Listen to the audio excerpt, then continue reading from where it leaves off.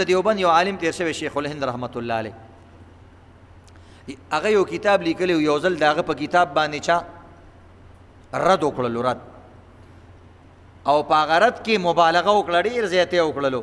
او شیخ الهند رحمت الله علیه چې کوم د ټول هند د ټول نستر عالم دی، د دیوبند مشر عالم شیخ الهند رحمت الله علیه محمود الحسن صاحب، نو هغه ته کافر ویلو، ویل ته کافر. نو بهرحال د شیخ الهند رحمت الله علیه یو شاعر مریدو معتقد، هغه ډېر خفه شو چې زمونږ مشر ته کافر وویلو. نو هغه په شعرونو کې هغه سړي ته جواب ورکو، اگر چې صراحتاً کافر ورته دو نه ویل خو بهم الفاظ سختودای ویلې. مرا کافر گر گفتی غمی نیست، مرا کافر اگر گفتی غمی نیست، چراغ کذب را نبود فروغه، مسلمانت بخوانم در جوابش، دروغ را جز باشد دروغه، دروغ را جزا باشد دروغه. وی مرا کافر اگر گفتی غمی نیست، ما ته کافر وی اس خبره نه ده، دومره صدقم خبره نه ده. چراغ کذب را نبود فروغه، د دروغ د خبرو دومره رڼا نه یو دومره قدر یې نه. ته دروغ وی نو د دروغ دومره وزن نه، تلارې وایه دروغجن سړی سپکي. بیا وی مسلمانت بخوانم در جوابش، زه درته په جواب کې مسلمان ویم، ته راته کافر زه درته مسلمان ویم، خو دروغ را جزا باشد دروغه، د دروغو جواب په دروغو باندې، تا ما ته په دروغ باندې کافر ویلو، زه درته په دروغو باندې مسلمان ویم. انډایرکټ ورته بیا هم کافر ویم، تم کافر یې ځکه چې مسلمان ته کافر وی، خو کافر لفظ یې پکې استعمال ونه کو، وایي زه درته په دروغو باندې مسلمان ویم. نو مطلب یې همدا و.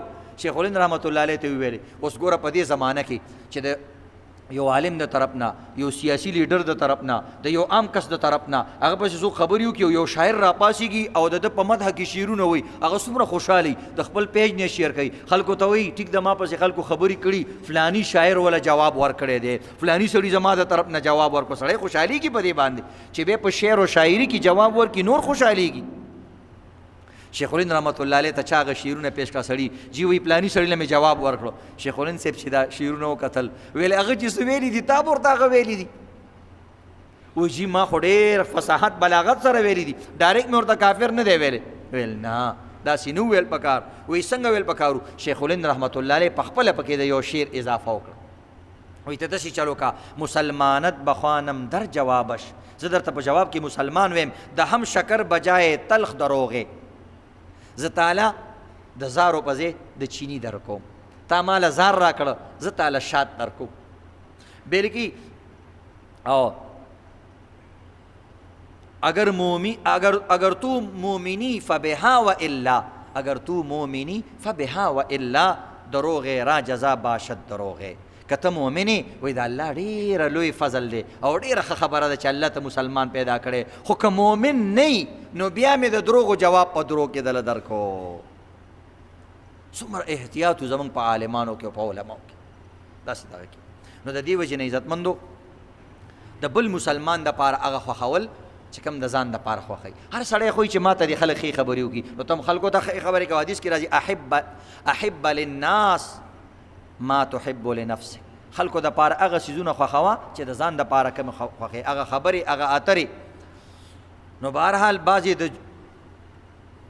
تکلیف په خولې باندې ورکوي او د بعضو سړو خولې داسې لکه د مار په شکل کې ډنګ لګوي، ډنګ ټک ورکوي، ټک د مار او د لړم په ټک سره دومره انسان ته تکلیف نه میلاویږي لکه څومره چې د دغه انسان په خولې باندې